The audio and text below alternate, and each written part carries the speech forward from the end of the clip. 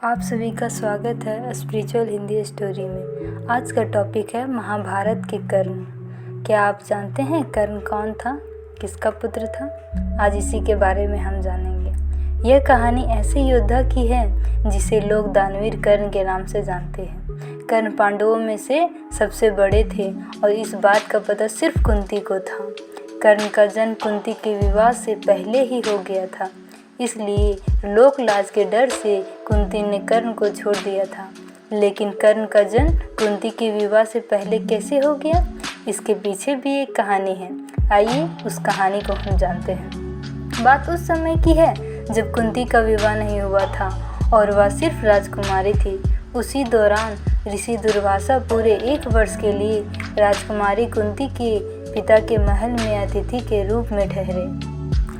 कुंती ने 1 वर्ष तक उनकी खूब सेवा की। राजकुमारी की सेवा से ऋषि दुर्वासा बहुत ही प्रसन्न हुए और उन्होंने कुंती को वरदान दिया कि वो किसी भी देवता को बुलाकर उनसे संतान की प्राप्ति कर सकती हैं। एक दिन कुंती के मन में आया कि क्यों ना वरदान की परीक्षा की जाए। ऐसा सोचकर उन्होंने सूर्यदेव को प्रार्थना करके उन्हें बुला लिया।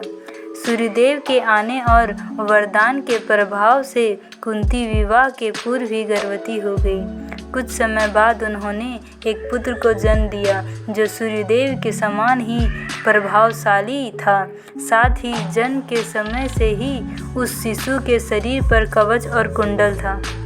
कुंवारी अवस्था में पुत्र की प्राप्ति के कारण लोक लाज के डर से कुंती ने उसे एक संदूक में बंद करके नदी में बहा दिया। संदूक एक सारथी और उसकी पत्नी को मिला। उनका कोई संतान नहीं थी। वो दोनों कर्ण के रूप में पुत्र को पालकर बहुत खुश हुए और उनका लालन पालन करने लगे।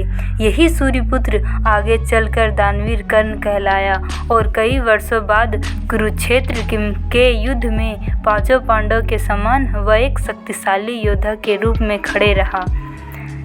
वीडियो अच्छी लगी हो तो सब्सक्राइब करें and thank you for watching.